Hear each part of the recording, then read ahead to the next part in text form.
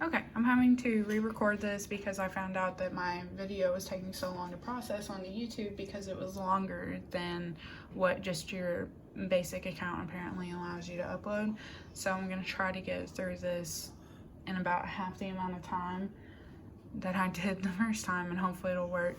And I'm sorry if there are weird noises in the background. My dogs like to play constantly, so that's all it is, I promise. My article is called The Concept of Double Consciousness and Striving for Self-Consciousness in W.E.B. Du Bois' Double Consciousness Formula and Ralph Ellison's Invisible Man by Clara Zmonko. It's pretty all-inclusive in the title about what she's trying to do. She's comparing W.E.B. Du Bois' original double consciousness formula to the double consciousness that Ellison presents in Invisible Man, and then talks about the striving for self-consciousness that appears in both of those. So there's a lot of different types of consciousness going on here. She starts with a comparison of Du Bois and Ellison. Du Bois saw double consciousness as a product and a source of suffering, whereas Ellison saw it as a liberating force. Du Bois believed that blacks are born with this veil and gifted with second sight, whereas Ellison presents the Invisible Man, giving this idea in his first speech as a member of the Brotherhood, of this idea of being dispossessed of an eye and therefore having distorted perception.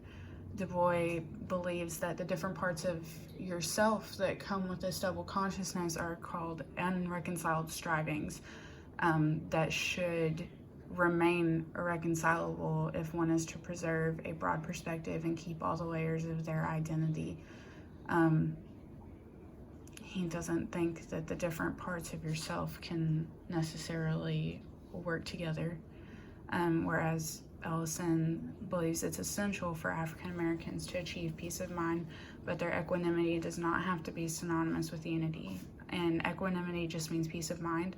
So he's basically saying you can have peace of mind without necessarily having unity between the different parts of yourself. At least that's what I thought he was saying.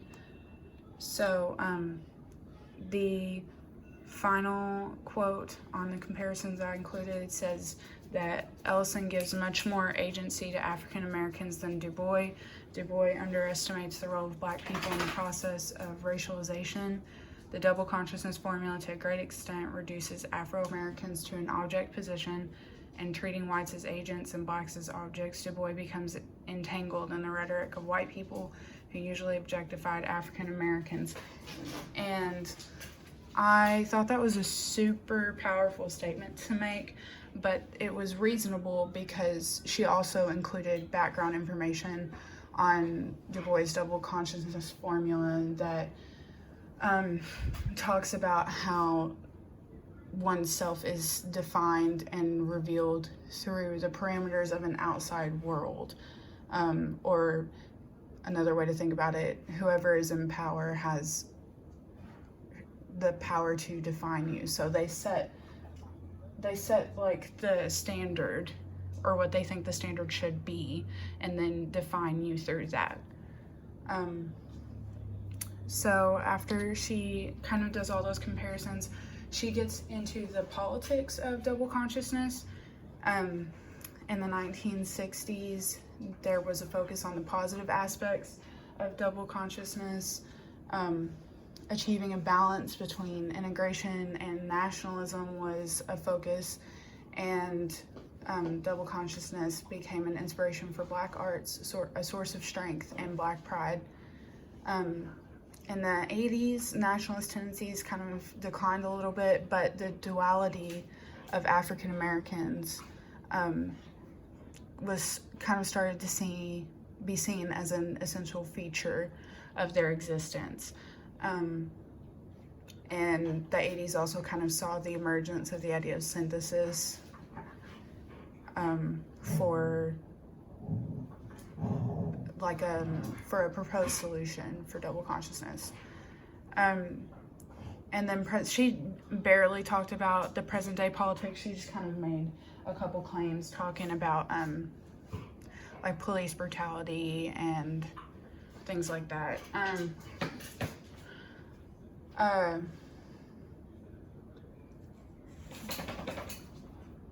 was I at? I'm so sorry.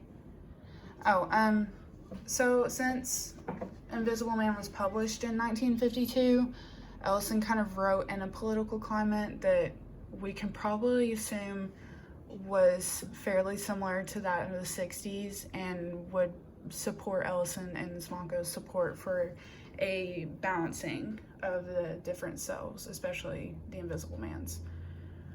And then she goes on to support her idea for synthesis. She moves on to talk about the case of Mary Reynolds, and she just briefly throws out there the principles, a quote from the Principles of Psychology, where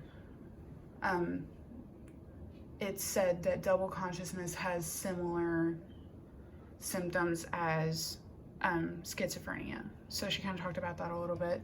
And then so Mary Reynolds was the first reported case of double consciousness. She did end up kind of abandoning one of her selves and completely let the other one take over, but she kind of mourned her other self. And Simanko kind of looks a little bit at like a summary of cases that are similar, and she wrote that all patients like Mary who were plagued by double consciousness appeared highly imperfect, and only patients who managed to achieve a state of integration reported full satisfaction. So she's arguing that, you need like synthesis and unity between all the different parts of yourselves. You can't just accept your identity as one thing and completely abandon the rest of it, because it's not being true to yourself. So in that vein, and in that argument, then she kind of moves on to talking about Invisible Man's quest, and how his quest is for self-consciousness, to get rid of his illusionment in the beginning when he's young and a young student at the university. She says that the immature Invisible Man thinks that striving for true self-consciousness involves a partial erasure of one's self, which is why we see him running from his history, basically, and his identity as a young African-American man. And then, she says he's not sure whether the achievement of humanity does not entail the negation of one's blackness. So we do see him struggle with that for the majority of the novel. And then some other quotes that I just wanted to include, because they just kind of helped with her point a little bit. She wrote that African Americans should strive for individuality, but their individuality cannot be built upon the eradication of their racial consciousness. So they need to have an awareness of their racial history or their culture and everything that can mean for them in their identity, but they should still want to be an individual. So be a part of your culture, but don't let it completely define you, because there's more to you than just race, obviously. And then she kind of throws in another little comparison between Du Bois and Ellison, because she says Du Bois really limits African Americans to kind of having like their African self and then their American self, but she thinks that Ellison does a better job of exploring the multiple subjectivity of his character, that the consciousness of African Americans can't be reduced to just the African self and the American self.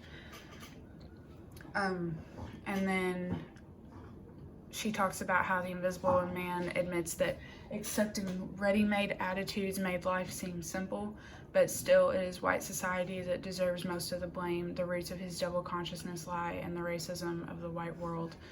Of the 3 articles that I read for this essay, she had the strongest claim to make about where the root of the problem with race and double consciousness lie. I just really appreciated that, so I wanted to include it. And then the last one is that Ellison throws his dice on diversity, not conformity, even if it is conformity to the ideals of the American Republic. How can the invisible man treasure national ideals if Afro-Americans are not perceived as part of the nation? And, again, I just really thought that was a great quote, so threw it in there. So thank you for sticking with me through this. Hope you guys are doing okay.